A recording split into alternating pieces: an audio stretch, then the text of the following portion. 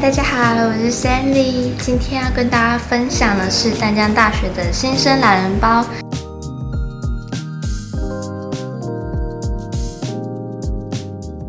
那这部片其实，如果大家有观看我的影片的话，会发现这个影片我已经拍过1次了。但是因为以前那支影片声音有点太小，所以很多人跟我反映说就是有听不到的状况，所以呢，我就想说，那我是不是应该加一下字幕？但是后来我又想说，我感觉我想要再重新做一次这一支影片，所以呢，我会确保就是这次的收音是没问题的。所以我重新整理了淡江大学的，总共准备了5点来跟大家分享。如果有什么就是问题的话，大家也可以在下面的留言区问我。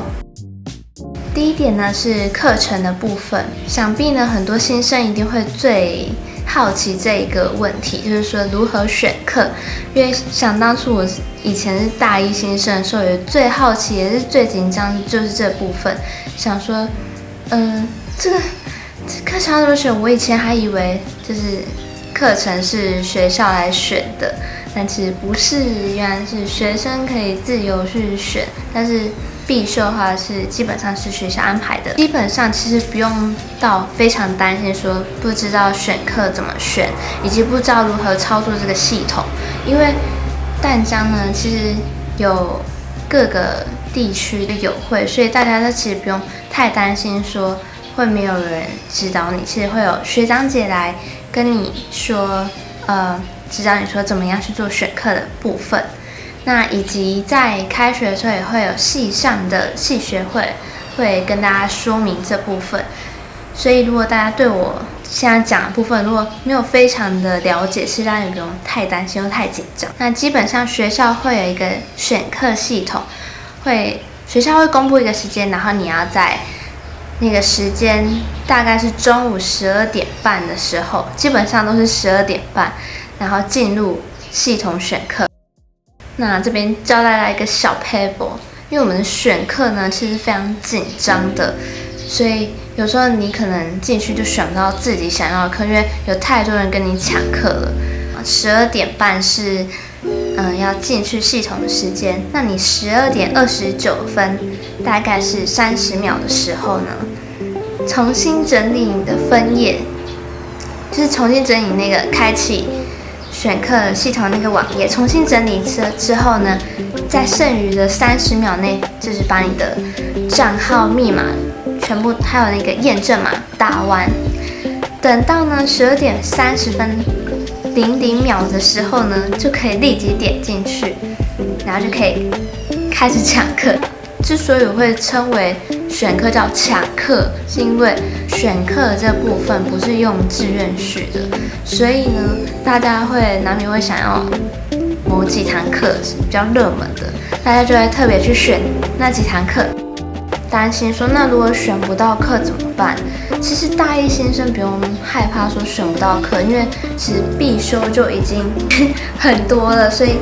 基本上选修如果能够选到，其实是还蛮幸运的，就是可能选到1-2堂，其实就已经很幸运了哦。所以不用说大一没有选到选修，就是觉得好像很难过这样子，其实不用，因为如果你真的很想要选到一些选修课的话，你第1阶段初选没有加到课，那还有第2阶段。那如果更就是还是很想要那堂课，可是你没有上的话，就可以去学校的系办，或直接去教授那堂课，直接跟教授问说可不可以加选这堂课，就是人工加选部分。讲到课程或是必修选修，淡江还有一个特色的必修课就是社团实作。在大学4年的时候，你一定要找一个你喜欢的社团，不一定要一个啦，如果你想要很多个也可以。那一个你喜欢的社团，然后去做参与，要拿到3个参与跟1个执行认证。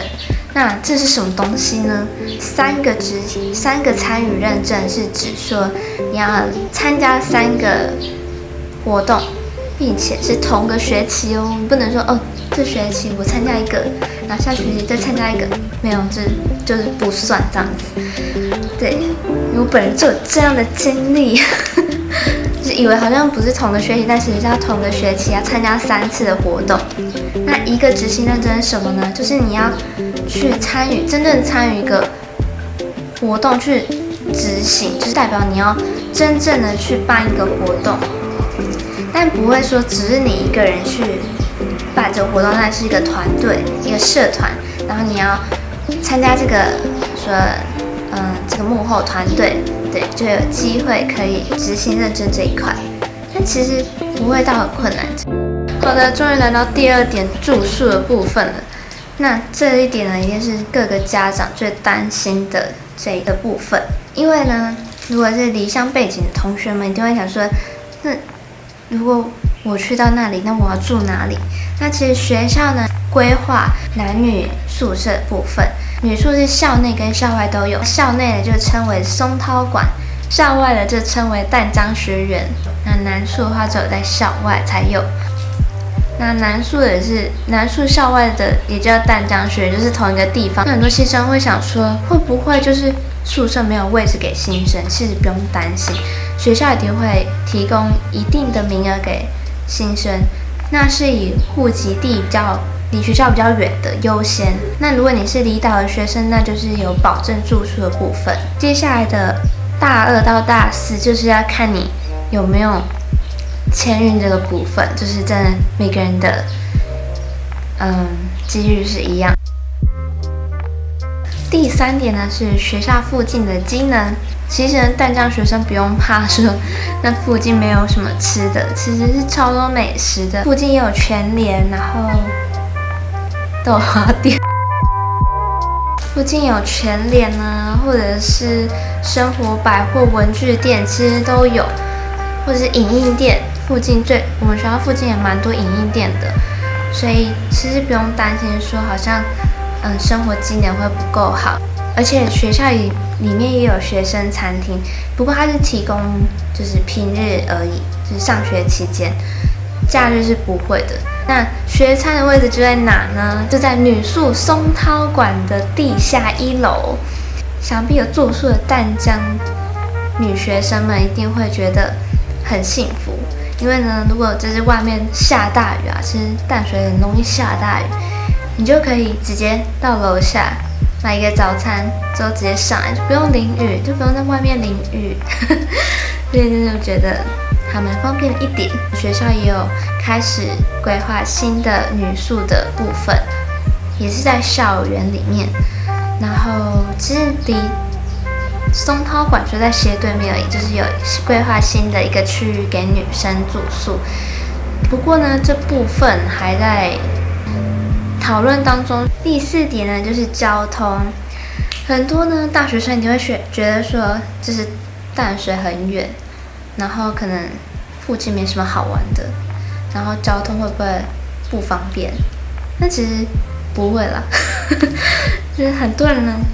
去到淡水，那怎么去呢？就是搭捷运啊。除了捷运到达学校的，也有公车或者是轻轨。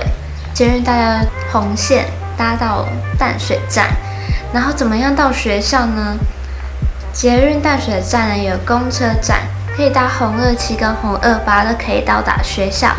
红27是到达学校的门口，红28是到校园里面，所以这2个都可以做选择。平日上课期间，其实红28也会有直达车的部分，所以是蛮方便的，就是对于通勤的学生来讲。那第3个轻轨部分，轻轨部分就是大家要搭捷运到红树林之后转轻轨，轻轨搭到淡江大学站，搭到淡江大学站之后要走路，大概快的话是也要5到10分钟的这个 range， 大家可以就是可能大家依自己的脚程来判断。对，请问当淡江学生有什么好处？会不会就是冬天很冷这样子？冬天的确是蛮冷的，而且会蛮常下雨的。可是如果你已经习惯的话，就觉得哦，这很浪漫。其实学校呢有提供很多的资源给学生，例如如果你想要影印纸本资料、上课的资料，我们就会有电脑教室提供给学生。然后重点是不用影印费，想要印什么就印什么，没有啦，就是重点就是没有影印费，这个东西实在是太便利了。就是如果你随便在路上问一个淡江的学生说，你觉得你们学校有什么好处？一定会有人提到这一点，对，学校还会提供电脑给你，你还可以如果你没课的话，在等课之余就可以去电脑教室温习啊，或者是图书馆也会有电脑可以做使用，办很多活动。我们有一个活动报名系统部分，是有时候有事没事都会上去看一下有什么活动，就会发现其实有很多活动都是免费的。比如说我就有参加过一个多益考试的准备的课程，就只有书本需要付费，其他聘用老师部分的费用都是学校来支付的。所以我觉得有很多活动啊其实都还蛮好的，像我自己就是在大学就已经听过了2-3场的音乐会，都是免费的哦。那学校也有开发一个学生专用的 App， 叫做淡江爱生活，里面除了可以查看学生的课程啊，或者是学生平常的成绩，然后也可以查询你的期中或是期末成绩。那里面呢，我觉得还有一个很酷的是即时的系统，即时看，就是说公车什么时候来。如果你要等公车，你又不想要站在大太阳底下等公车，你就可以看一下有几分钟公车会来。淡江呢就是位于有点小山坡上，所以呢你自己在山上，你下了淡江大学之后呢，又可以看到淡水河，所以有山有海就是一举两得啊！你可以在山上晚上的时候还可以看得到星星，然后下课的时候下午时间还可以坐车或者是走下山，就可以去淡水河旁边看夕阳。看完夕阳之后还可以去逛淡水老街吃美食。而且呢，想到淡水老街就会想到大一的时候，很多人都会邀约说要不要去淡水老街逛逛啊，然后去走走啊，看看风景啊。这边，所以呢，啊，对，可以骑脚踏车去渔人码头，骑脚踏车哦，从捷运站哦到渔人码头，大家可以挑战看看。好的，以上就是我这次整理的5点有关淡江大学新生的懒人包，那希望大家都会喜欢。那如果我漏掉什么资讯的话，欢迎身为淡江人的你们可以在下面留言哦。新生们有什么问题的话，也可以在底下留言，然后我会帮大家一一回答的。讲得有点烧香。